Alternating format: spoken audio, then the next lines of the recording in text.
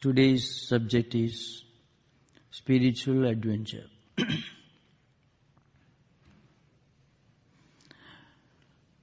Now, sometimes it may not strike us very clearly the connection between a spirit of adventure and spiritual life, because most people turn to spiritual life as a solution to the problems in this world. There are different ways of turning to spirituality: by choice, by deliberate thinking, discrimination, and also by compulsions. These are some of the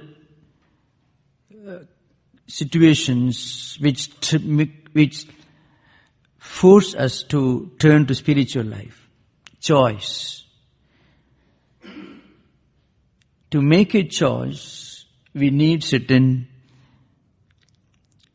compelling situations. So that also is a kind of compulsion. But there is a difference.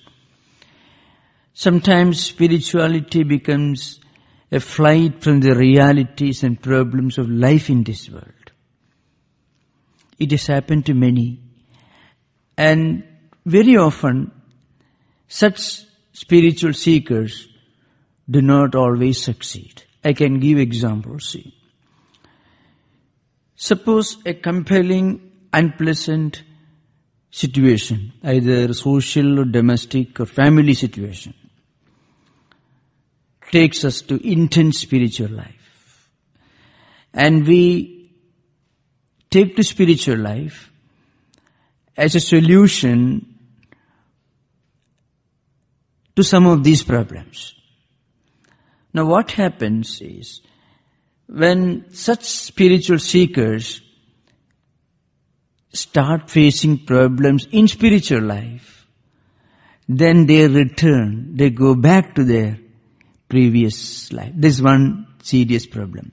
That's why it is very important to understand that spiritual life is also kind of an adventure. If you read the life of any great spiritual person, any of the great saints belonging to any religious or spiritual tradition, you always find at the beginning there is kind of a flight, a movement towards higher spiritual pursuit. And then there is an attempt to get settled in that spiritual pursuit. And then a set of problems, conflicts and challenges, external and internal. In the case of great spiritual teachers like Buddha, they had to face mostly internal problems. That's why we read in the life of Buddha, a demon, an evil personality, Mara, coming and tempting him. Sometimes the experiences of previous life come to the surface. So you find in Buddha's traditional Buddhist tradition, Buddhist biography, they say Buddha was the fulfillment, the culmination of a series of spiritual evolution. He had lived in many places as kings, as princes, as mendicants, belonging to all walks of life, doing all kinds of work. And finally, Buddhahood was reached in his last birth, when he was born as a prince, the son of a king, in a small kingdom in today's Nepal, which was at that time part of India.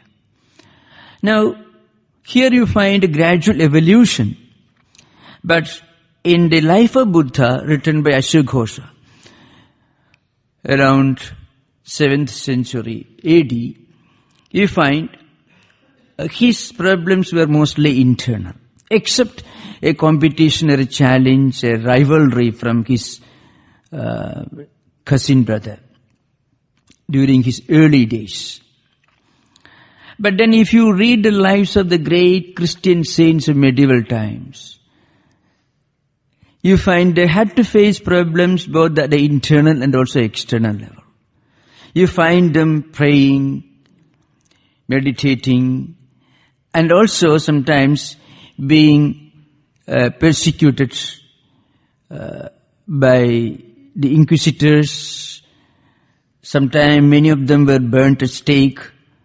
Most of them got only a post-mortem recognition. They were declared as saints, proclaimed as saints. They were canonized after their passing away. So in their cases, they had to face both internal and also external problems. So, but in the life of common spiritual seekers, you find mostly they had to face internal problems. It is left us to make a choice whether to come to Vedanta Society on Sunday morning or go elsewhere. There are so many places where people could spend their time. So, in modern times, in the lives of ordinary spiritual seekers, most of the problems and challenges that they have to encounter are at the internal level, at the mental level. So that clears the common misunderstanding that spiritual life is a bed of roses. It can never be. In fact, one of the first important conditions and qualifications of an ideal devotee of God, according to Bhagavad Gita, is a strong mind, an iron will, an iron determination.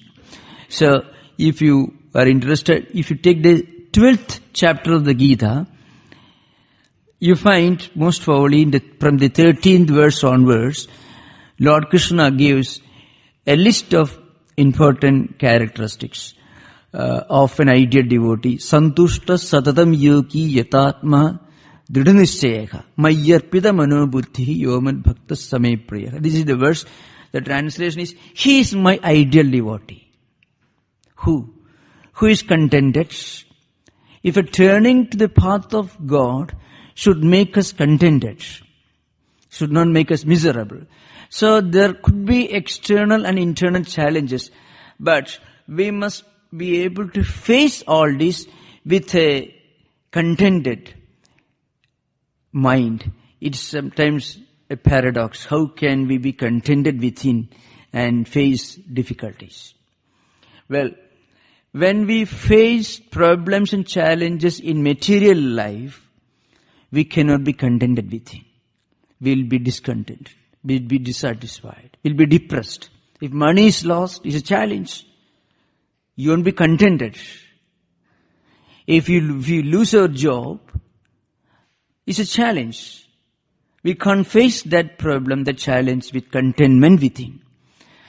But when one makes a choice, and very important choice in his or her life, to turn to the path of God, that very experience of choosing a higher goal in spiritual life should give us an air of contentment. It is not satisfaction in its worldly sense, but an inner contentment. Well, I have chosen a path which is the best, which may be full of thorns, problems and difficulties. Still, this is the path which I have chosen.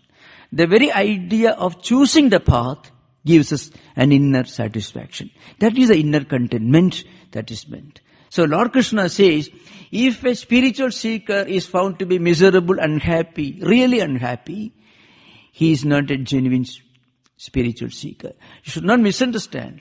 It doesn't mean that every spiritual seeker gets all his dreams and expectations fulfilled. No, not at all. Far from it. The point is, in spite of problems and challenges facing in spiritual life, there is always an inner element of blissfulness, contentment within. And that contentment doesn't come out of achieving anything, but out of the feeling, well, I have made a noble choice. I have taken a decision to evolve to a higher level of spiritual life. That gives us a tremendous feeling of inner contentment. And Lord Krishna says this is the first hallmark, the first characteristic of an ideal devotee of God. And then, the most important characteristic is the Dridhanishchaya, means a man of, or a woman of strong will, strong decision, and iron will. You find all these great spiritual seekers, what all they had to face, but they never retrace their steps. Sometimes back I refer to the Grand Inquisitor. In fact, the Cardinal, who was the Inquisitor, he was making a point. Of course, he said, well, we made a pact with Satan, and Satan gave you 3 choices trying to tempt Jesus. I'm referring to the Grand Inquisitor, which I already referred to once in the Brothers Karamazov of Fyodor Dostoevsky. But Jesus didn't accept any of those challenges. Not out of cowardice, because Jesus wanted humanity to make their own choice to take the path to God. Then only we will spiritually evolve. So, maybe the Satan promised to make him the emperor, the ruler of the world, so that every human being in this world could be forced. You should start meditating every day, go to church every day. That way nobody is going to get liberation. If a government passes a law which makes it mandatory for everyone to take the spiritual life, there will be no spiritual progress for anybody. So all these choices and decisions should be made at the voluntary level. That's a point which is made, which is emphasized by the author of the fantasy poem in Grand Inquisitor in the 5th book of 5th section of the Brothers Karamazov, the Ivan Fyodorovich Karamazov, the middle brother, the intellectual anarchist. I'm not going to those details, which I already referred to that in a previous session. So, the common misunderstanding, the spiritual life solves all material problems, and if you turn away from material life and turn to spiritual life, then we are entering a bed of roses, where there will be no challenge, no problem at all. It is a very, very serious misunderstanding. It is like trying to swim against the current. Swimming against the current doesn't guarantee that we will make steady progress throughout. But it guarantees one thing: we will not be swept off our feet in the opposite direction. See, think of a river that is flowing in one direction. And if you enter the river and stand steady, doing nothing, then the current will take us in the opposite direction. In the direction of worldliness, worldly misery. But on the other hand, if you make an attempt, make an effort to swim, the current may not be able to drag us in the opposite direction. We may not be able to progress very fast, but we would always be able to make some progress, some movement forward, fighting against the current. Spiritual life is like that. There is always a current in the opposite direction. Swami Vivekananda, referring to this idea, makes a very passing remark in one context. He says, it is struggle that makes human life worthwhile. Struggle. In fact, this struggle in spiritual life is what actually distinguishes human beings from the members of the animal kingdom. The animals never make any struggle.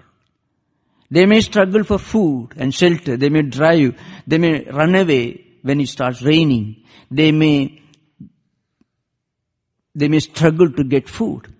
But they do not make a struggle at the psychological, mental, or at least never at the spiritual level. So every spiritual effort is an attempt to move against the current.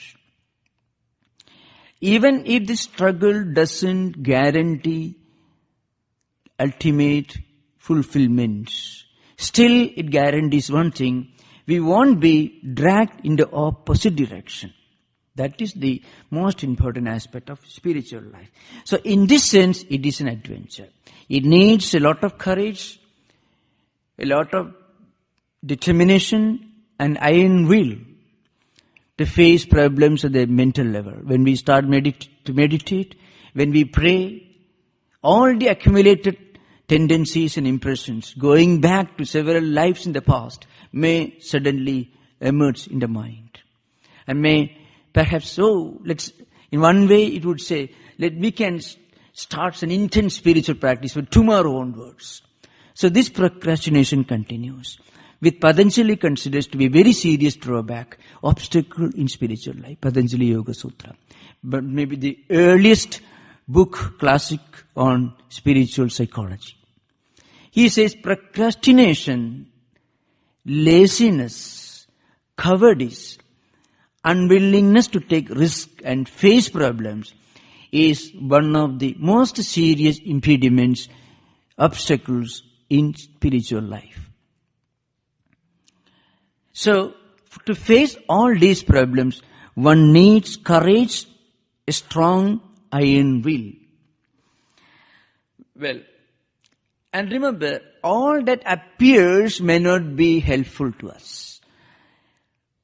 I can drive home this idea in the light of an interesting story, because that will make explicit many of these ideas which may appear to be a bit academic and abstract.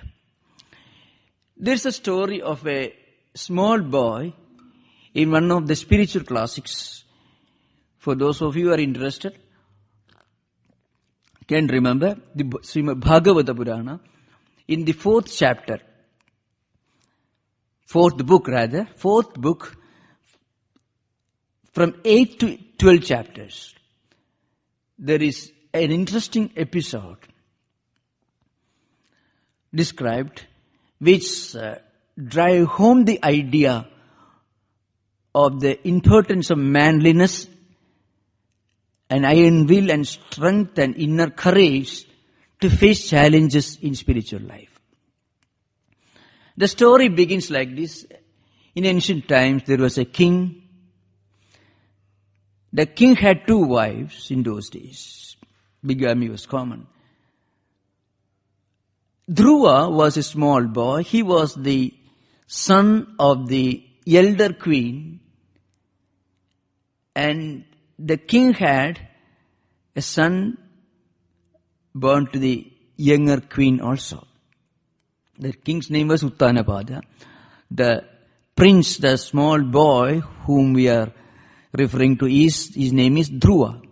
Interestingly, Sister Nivedita has drawn a pen picture of this episode in one of our books. You can get that book perhaps in our bookstore. It comes in one of Sister Nivedita's well-known works. She was a disciple of Swami Vivekananda, who was born as Margaret Noble in Ireland, who later became a disciple of Swami Vivekananda. So this boy one day wanted to come close to his father. Maybe a 5-year-old boy wanted to be fondled with affection by his father. The stepmother was standing nearby. She didn't like it. Maybe she made some very unpleasant remarks, and the king perhaps could not react properly, raise himself up to the situation, so to speak. And Dhruva got terribly hurt. He went back, he went away, went to his mother. Mother's name is Suniti. Names are not so important, but the story and its inner message is very important. So this boy went to his mother and complained, my father didn't allow me to come to him, and stepmother scolded, ill-treated maybe. Now, the mother said, look here, you don't worry. She didn't go and quarrel with the stepmother. She didn't go and pick up a quarrel with the row with the husband either. What she did, all this happened because of your previous karmas. These things we have to face in life. Remember, and mother is telling a 5-year-old boy, but the story is very important for the inner story behind. So she said, she concluded her instructions. You turn to God. God is the one solution. Devotion or turning to God is the one solution to all the problems in life. So you go to forests and pray to God. In this context, God is Mahavishnu in the story. And if I give you my blessings, you can, if God fulfills your wants, all your problems will be solved. And Dhruva took it very seriously and went to the forest. Now the important part of the episode opens. Dhruva was slowly walking in the forest. A great sage, Narada, was also wandering in the same forest. He was meditating in the forest. Sometimes he will take a walk. Now Narada is a well-known figure in these mythological books. His one main job was to seek out and find spiritual seekers who are in need of some help and go to them and help them and give them a helping hand, a direction, in the right direction, some instruction. That was his main job. That was Narada's main. He was a great sage of ancient times. So Narada found a small boy of 5 years walking alone in the forest, weeping and crying, and also taking the name of God loudly uttering the name of God. So Narada was both surprised and amused. So Narada came to this small boy. They said, "Look here, what's the matter? You are a small boy. Do you want me to take you back to your home? I can help you." Dhruva narrated the whole incident, the whole episode, what happened in the palace, how he was almost insulted in the presence of his father by his stepmother. So then Narada also tried to test this boy. Is he really fit? Is he ready for this spiritual adventure? So Narada tried to test this boy. You are a small boy. I can take you to your home, to your palace. So he is a prince after all. And I can talk to your father, your stepmother, and others. They will not trouble you anymore. And remember, these problems are natural. Sometimes we know, sometimes this could happen. A well-meaning friend could tell us, "Well, why should you go to meditate? These things are not necessary." If you tell them, "Well, I am facing a lot of internal conflicts, anxieties. So I want to read this holy book, maybe Bible, the Gospel of Sri Ramakrishna, Bhagavad Gita, any book. So I want to go and listen to some of the lectures on these spiritual topics. That gives me a lot of peace of mind. So that's why I'm going to Vedanta Society or any such spiritual place." Some friends may tell us, "Well, these problems are natural.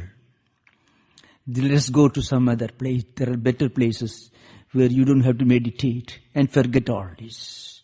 There are many things that make you forget all problems, but then when the intoxicating effect is gone, all these problems will re-emerge with greater intensity, with terrifying force. These things will not make us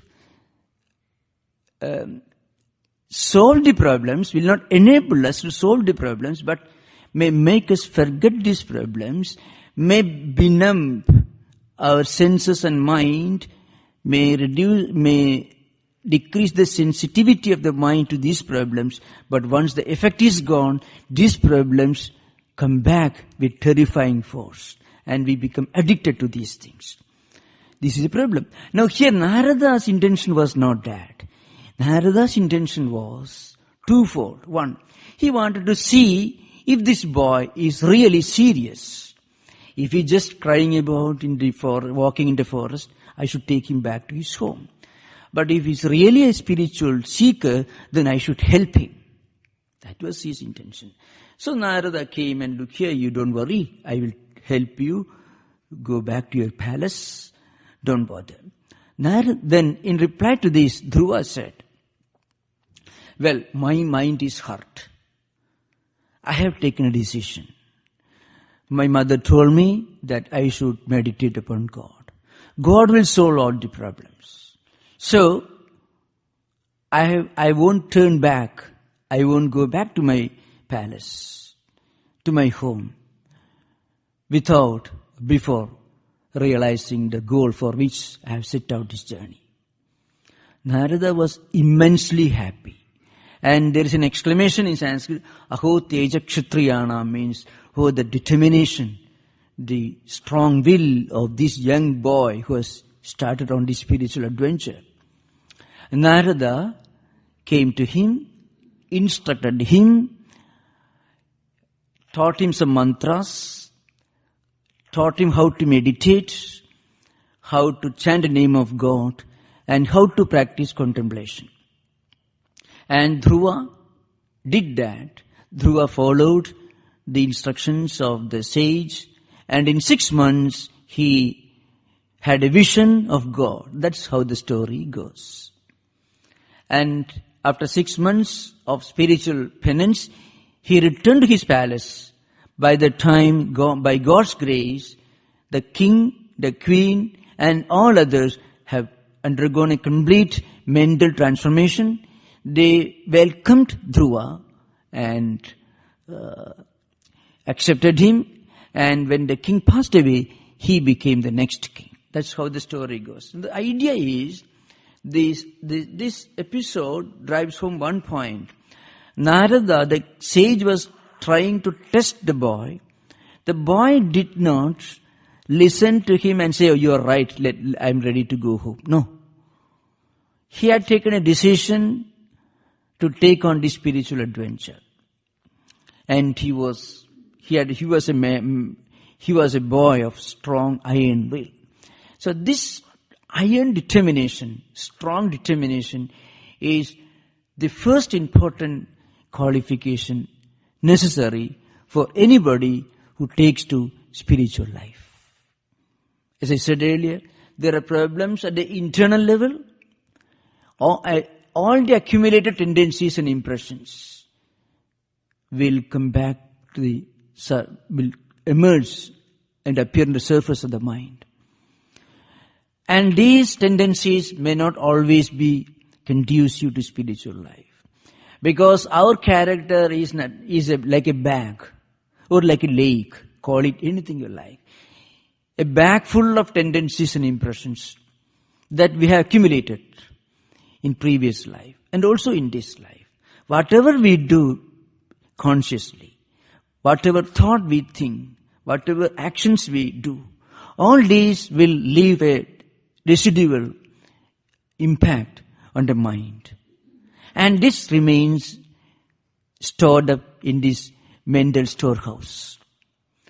Some of them may be very good. That's why if there is a surplus of positive tendencies and impressions created by good actions and good thoughts and good life in the past, that will help us, propel us to move forward in spiritual life. That's why sometimes there are many spiritual seekers who can't but meditate.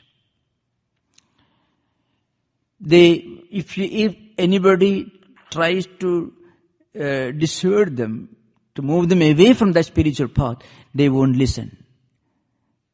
They won't quarrel, but then they would ignore it.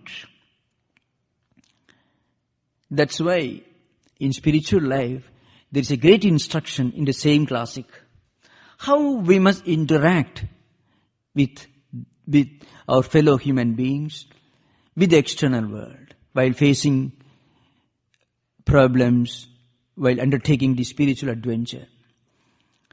First, we must give up all negative thought currents and develop a positive thought current, a positive focus. If we can focus our energies and mind in one direction, the mind itself becomes a strong, mighty weapon that could be used for creative purposes, like a knife in the hands of a surgeon. So, if we can develop evolve an inner focus towards which we can direct our time and energy. All our activities, that's one way to develop a spiritual personality that help us to take up the spiritual adventure with comparative ease. But then, if we do not make an effort to develop an inner focus, our energies may get scattered. In fact, that's the main reason for confusion and perplexities. What is confusion? Confusion is nothing but scattered energy resources. When the inner energy system gets scattered, mind also becomes highly disintegrated. It not only destroys the concentration and focus, but also it creates a lot of confusion and perplexities within. And that makes the mind blunt, incapable of going deeper into anything, and also turns it into our enemy. A confused mind is a great enemy. In the Gita, there is a statement, Uddhared atmanatmanam na atmanam avasaded atmaiva hyatmano bindhu atmaiva riburatmanaka. The meaning is this: mind is our best friend if we can develop this inner focus.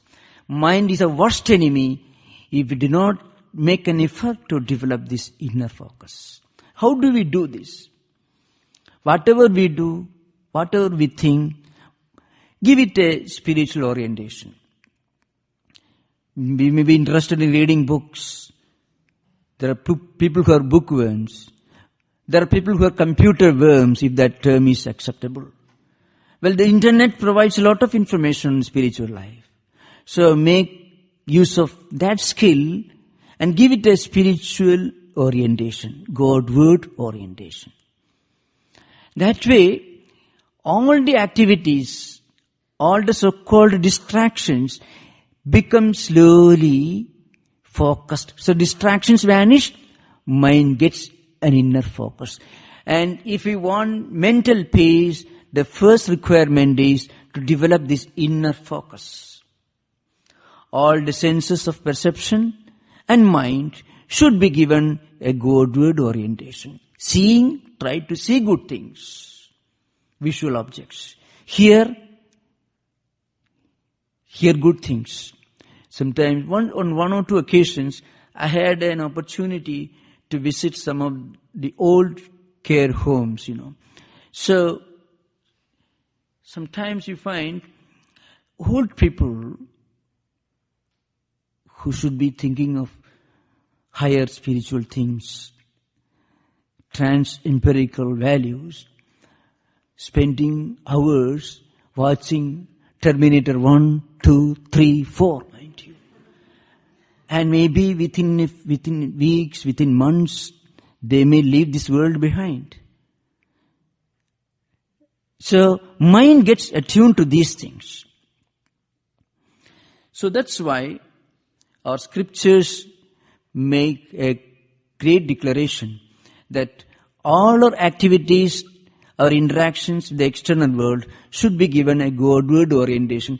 There's a famous verse in this classical work. I should quote this and then explain. Ishware tad adhineshu balisheshu dithatsucha prema maitri kripa upeksha yakkarodi samadhyamaka. The description of three types of devotees, the highest and the lowest. Who are the middle ones? Those devotees like ordinary common spiritual seekers who constitute the majority of spiritual aspirants. What should be our approach? We should have devotion towards God by developing this inner spiritual focus, by giving a Godward spiritual orientation to the mind and also the 5 senses of perception and 5 senses of action. Try to see things which are helpful in spiritual life. There's no way to hear. We may not have enough time. So try to hear at least once a while. Listen to ideas which are helpful in spiritual life. And then, so devotion to God. And then a relationship based on equality and friendliness towards fellow spiritual seekers. Spiritual seekers, devotees of God, can come together and discuss ideas and topics and subjects related to spiritual life that reinforce our spiritual thirst, spiritual hunger. And it also helps us to give a spiritual orientation to our total personality. And then we should have compassion towards those who are interested in spiritual life but who would like to know more about it. We should discuss with them. But then what about the challenges? There are people whose very presence will make us forget spiritual ideas. If you talk to them, if you interact with them, that very moment, everything other than spiritual ideas emerges in the mind. In fact, negative personalities are very powerful. Look at the man like Hitler. What a man of strong determination he had. Much stronger than Dhruva's determination. So Hitler had a much stronger personality than many spiritual seekers, and they had tremendous persuasive power. So sometimes people with negative ideas, with evil ideas, with totally unspiritual ideas, have tremendous power to persuade, to influence our mind. At that time, we have to evolve an inner spiritual mechanism, a kind of spiritual filtering mechanism, a kind of inner reflex action, the ability to move away, to turn away from people who talk about negative ideas, who are full of negative frequencies, negative temperaments, from whom we can only expect negative or harmful, spiritually harmful ideas. We must develop an inner mechanism which would enable us to move automatically away from those people and those ideas. This is very important. So, that's why upeksha, the verse says, Ishvare tadadhineshu baliseshu dishusya prema maitri kripa upeksha. Upeksha means total indifference. Complete indifference. You should not fight with them because that also creates problems. If you fight with an evil person, unnecessarily if it is thrust upon you, you have to do it. But you should not seek out a fight with an evil person because that also creates an inner entanglement, inner attachment. So complete indifference. That's the only approach towards spiritually harmful persons and ideas. So, and all these ideas are important because spirituality is not a conviction or a concept or an idea. It is more related to culture than convictions. See, convictions and intellectual ideas go skin deep. We understand this only when a real problem arises. I can give an example. Suppose we read spiritual classics, fill our intellect with spiritual ideas, and we look upon ourselves as a spiritual seeker just because we are reading spiritual books. We are spiritual seekers, no doubt. But intellectual acquaintance alone cannot take us to the spiritual path. At least it cannot help us to advance a long distance. If intellectual ideas go deeper, they become part of our inner culture. As is, culture goes much deeper than convictions. Many people are not able to continue in spiritual path. Sometimes they feel boredom. Sometimes they feel,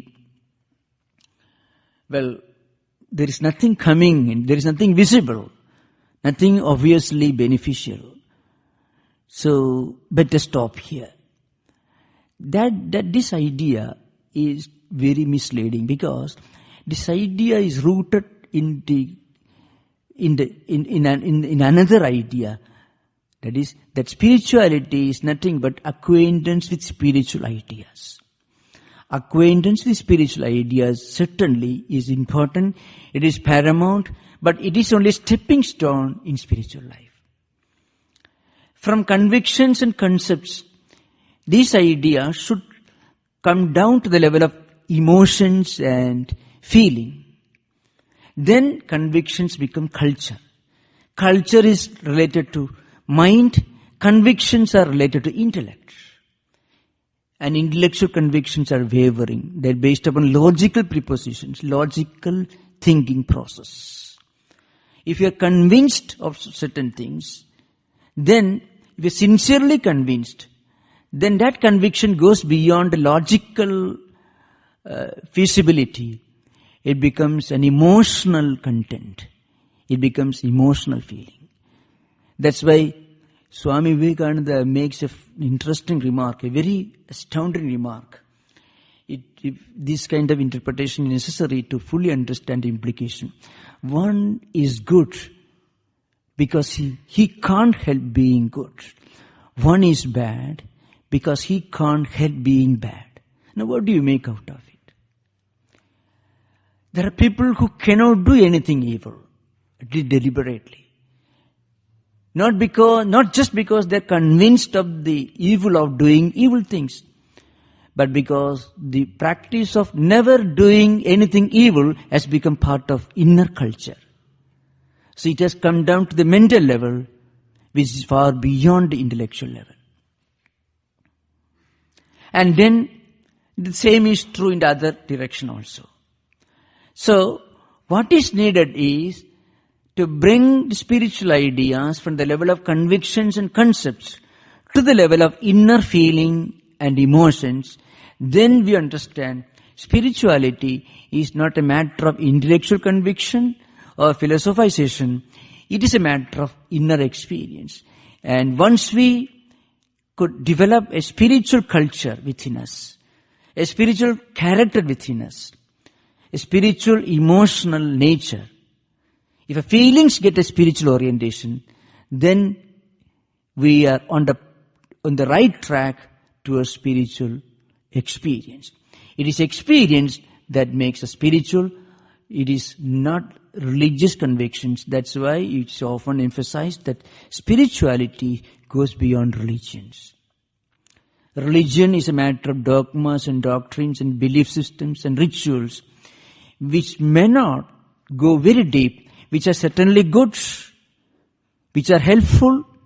At least in the long run, we will get the benefit. But that is only a stepping stone. Spirituality is a matter of inner experience.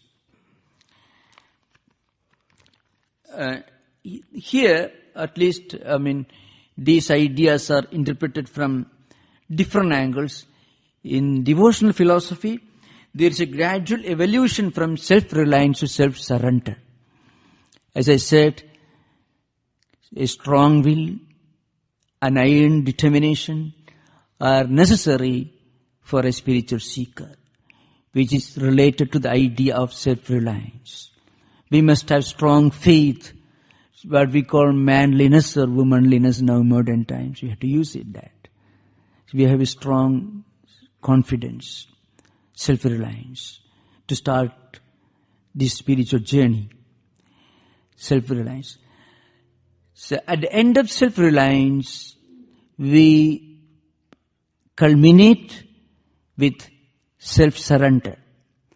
And when we reach the level of self-surrender, we understand that the manliness or the courage and determination that helped us in our spiritual journey were also a part of God's grace, which is ultimately what self-surrender is all about.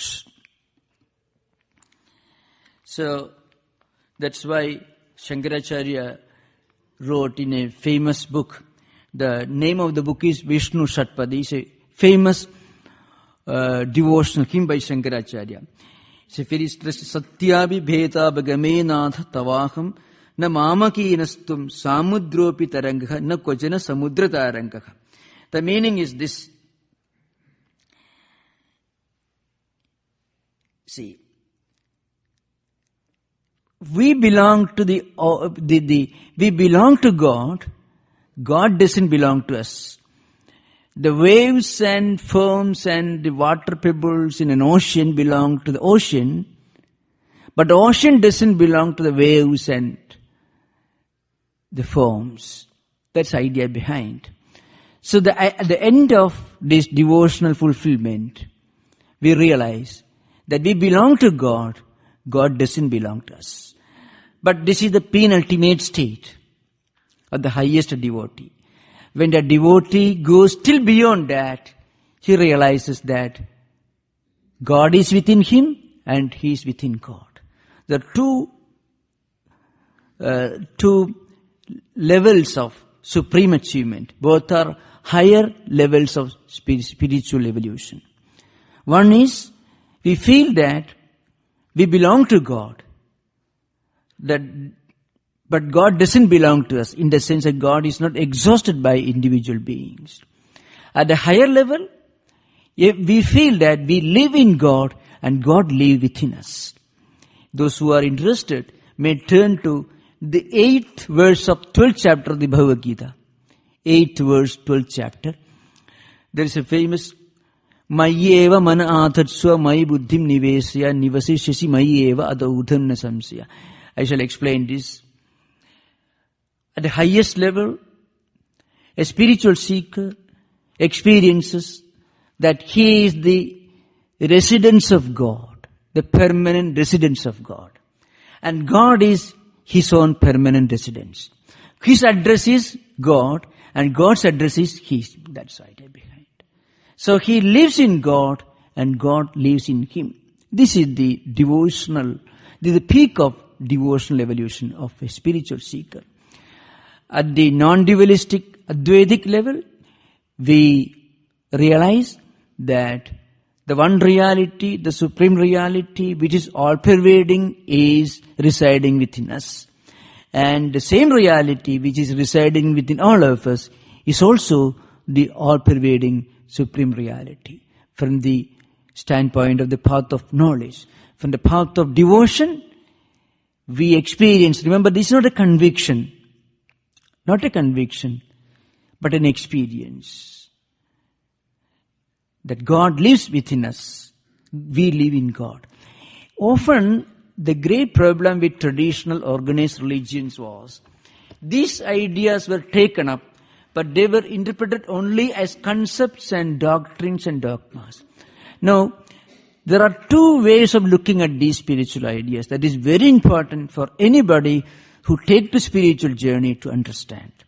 If you look upon these ideas as convictions and dogmas and doctrines, on the one hand, we feel, well, I'm God's devotee.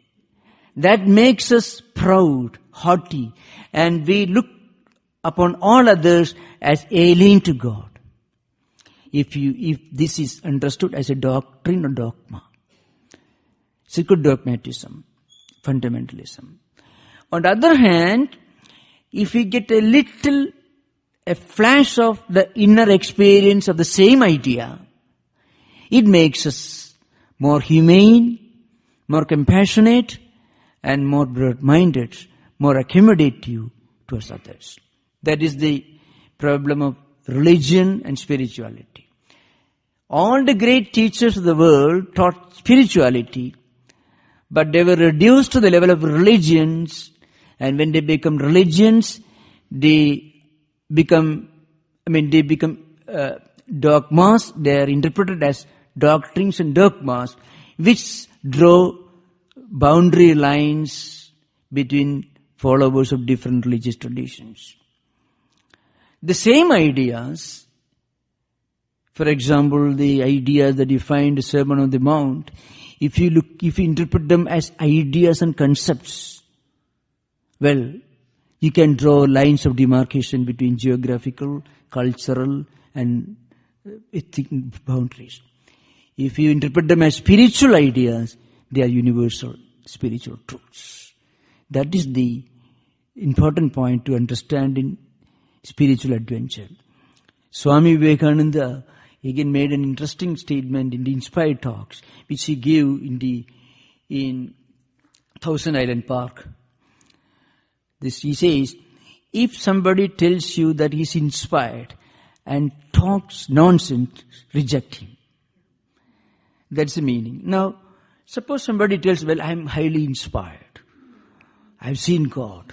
So I hate all others except my own people. Then you don't want him or his God. That's why Swamiji says. So true inspiration makes us more humane. It brings out the inner humanness. In fact, gives a spiritual dimension to humanness within. That's what it means. So, true spiritual adventure is a journey to this inner experience, leaving behind the realms of convictions and ideas and philosophies towards experience. Om Shanti Shanti Shanti Hari Om Tat Sat Sri Ramakrishna.